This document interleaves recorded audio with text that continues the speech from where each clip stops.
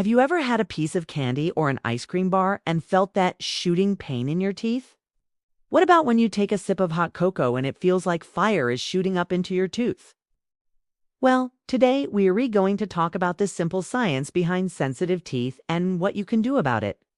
Teeth are actually really good at protecting the inner tooth, that yummy pulp that contains nerves and blood vessels, from what's going on outside the mouth.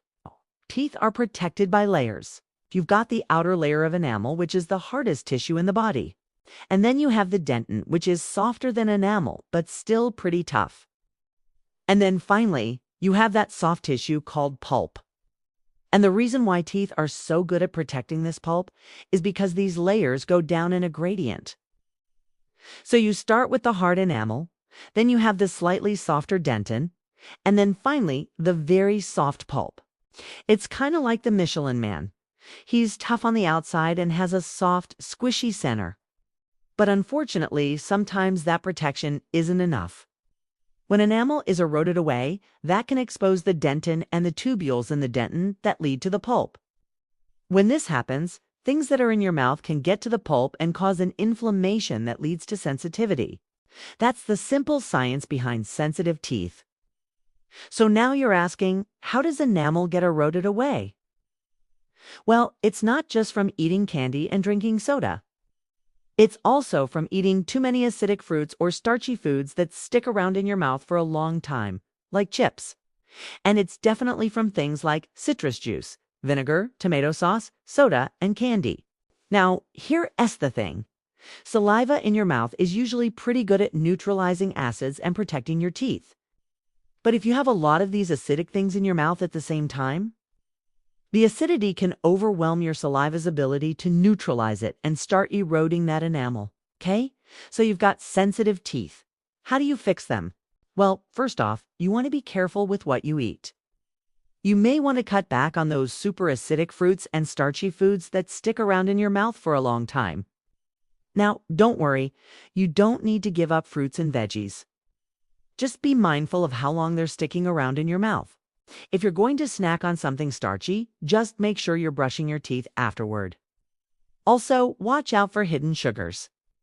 Sugary drinks and snacks give bacteria in your mouth a food source that they can use to make acids that will erode your enamel. And of course, limit your intake of soda and citrus juices, especially if you're having them during back-to-back snack times or eating starchy foods at the same time.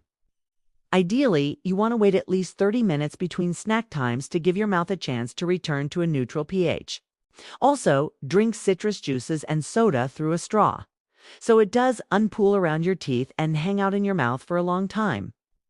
And don't forget about sports drinks and energy drinks. They may not taste like citrus juice or soda, but they can be just as bad since they're both acidic and sugary. You should also be careful when eating hard candies. They tend to stick around in your mouth for a long time, and they can be super acidic. Sucking on them might feel better than biting down on them, but either way, you want to be careful because they can wear away your enamel. So consider softer candies or mints. And of course, always remember to brush and floss after eating any of these foods.